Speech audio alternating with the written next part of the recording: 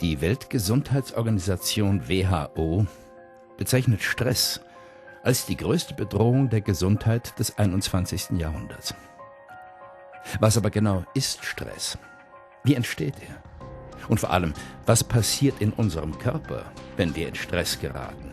Und welche Konsequenzen hat das für unsere Gesundheit?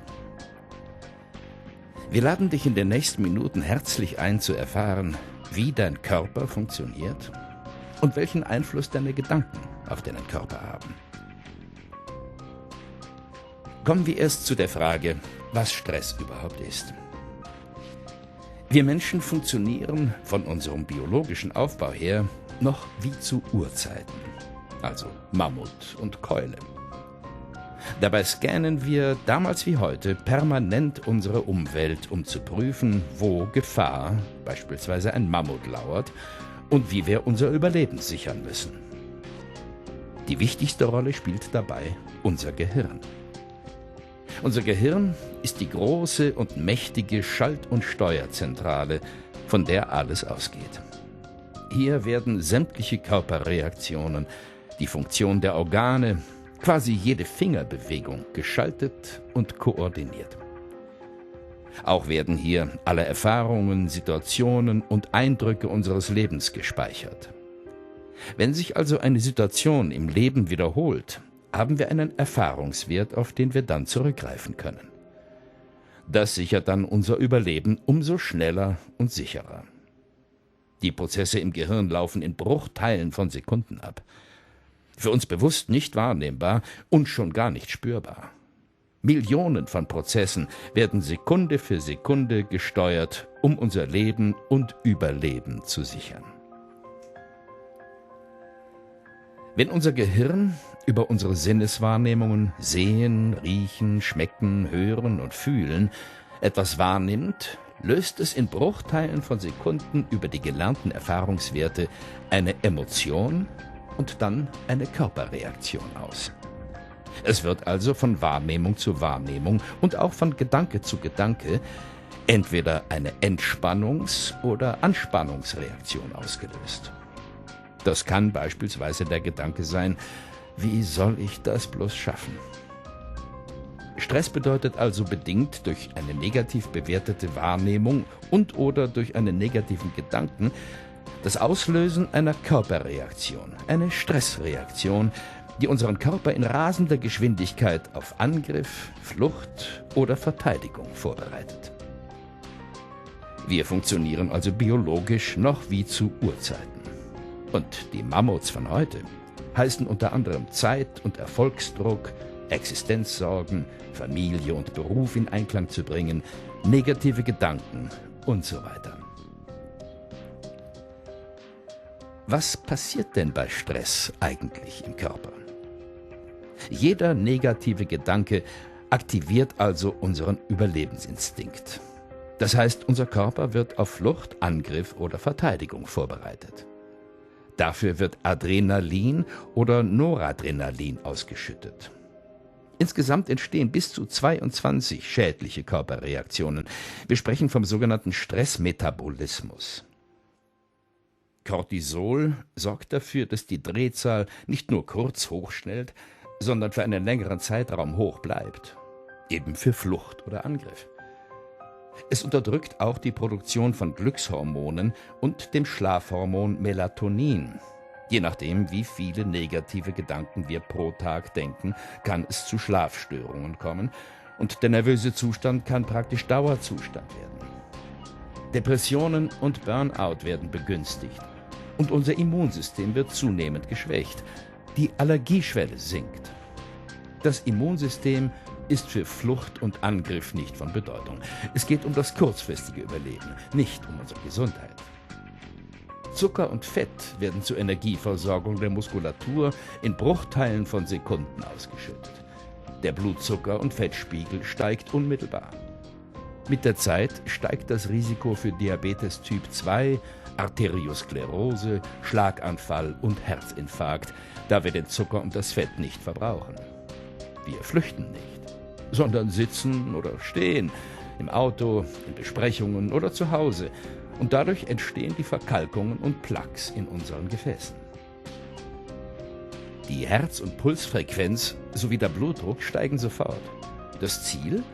Das Blut schneller fließen lassen, um die Muskulatur schneller mit Energie, also Sauerstoff, Fett und Zucker versorgen zu können. Und das nur, weil wir einen alltäglichen Gedanken denken. Eigentlich kein Mammut, kein Säbelzahntiger. Wir schauen auf ein hocheffizientes, schnelles und faszinierendes System zur Erhaltung der eigenen Art. Es schützt uns kurzfristig vor dem Säbelzahntiger. Wir sind hervorragend ausgestattet, um zu überleben, nicht um wirklich lange gesund und glücklich zu sein. Was passiert noch im Körper?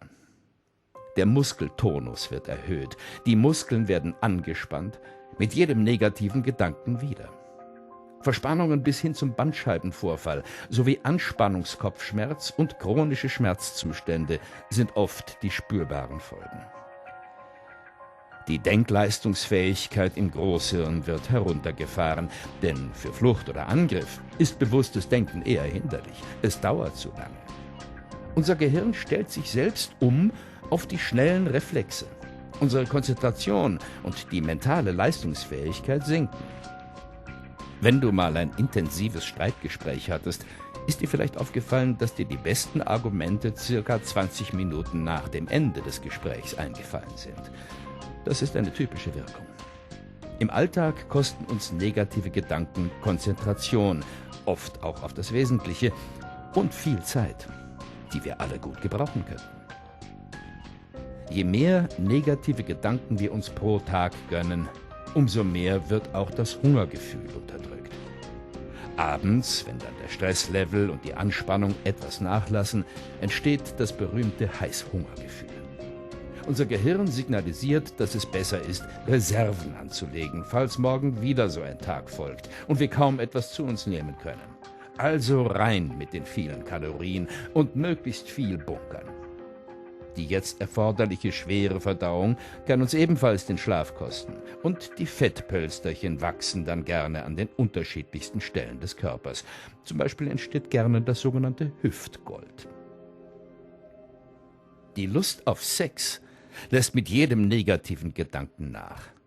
Das macht angesichts des Säbelzahntigers oder des Mammuts biologisch ja auch Sinn. Kann allerdings auch zur Belastung der Beziehung führen.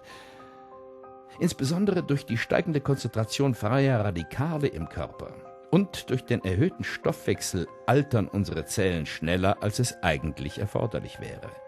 Es kann auch zur Zelldegeneration kommen und damit zum Anstieg des Krebsrisikos.